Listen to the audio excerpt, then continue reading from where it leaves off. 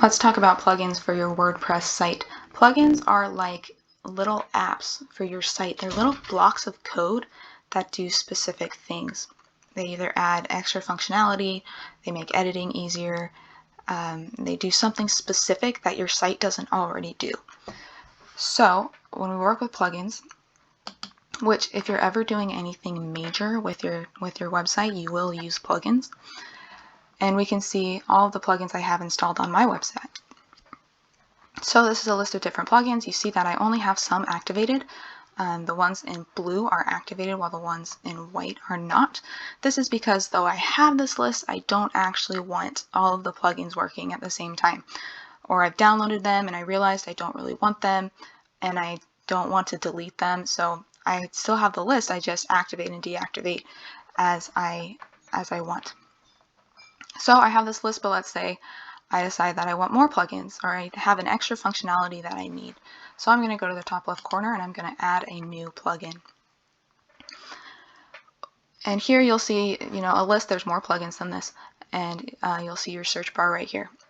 Now, when you're searching plugins, you want to have already done your research. So you want to have already Googled it and figured out exactly what plugin you want before you research it. Otherwise, sometimes you get the wrong plugin or you'll find a plugin that doesn't really work. All of these are open source, so people just import plugins and say anybody can use these, so sometimes you get stuff that doesn't work too well. So you just want to make sure that you're getting the right plugin. Another tell is is how many people have installed it and what the review is. So if it has 5 stars and 5 million active installations, then yeah, this classic editor is probably safe to use. So if I'm going to search a plugin, I'm going to find headers and footers.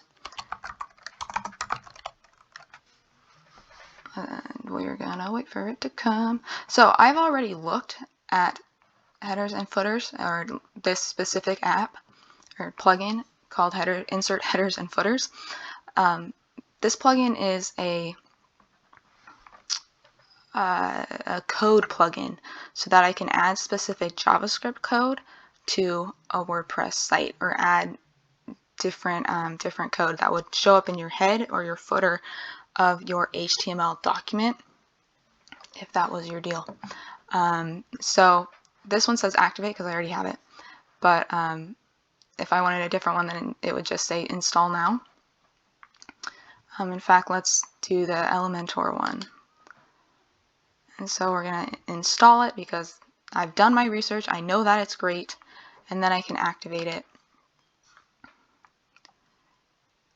And this means that it's working. So now I can see it somewhere here. Oh, hey, here's Elementor header, footer, and blocks. There we go. I have it in there now. And then if I decide I don't like it that much, I can deactivate it. And then since I don't actually want it, I'll delete it.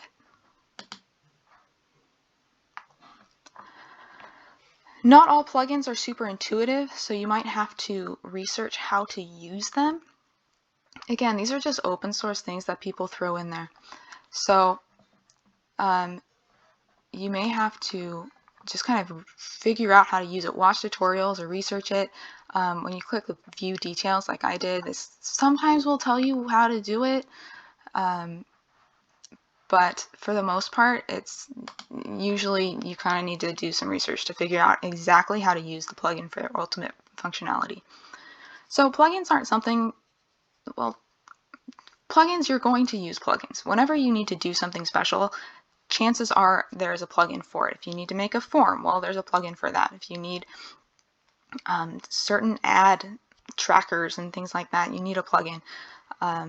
Some of them are paid. You're going to work with free ones, and you're going to use these if you're ever going to do something major with your site, or if you want really any special thing to happen. So it's good to know how plugins work. Just make sure you research it beforehand so that you don't break anything. But otherwise, don't be too worried about it. Just find a good plugin and use it, and then it'll make your life a lot easier. For example, this Elementor thing that I keep talking about, it's just a plugin. That's all it is. And so your plugins can change things in a lot of different ways. But for the most part, if you're just designing, you probably won't use them. I'll probably already have the plugins installed. But if I don't, you now know how to add and install plugins.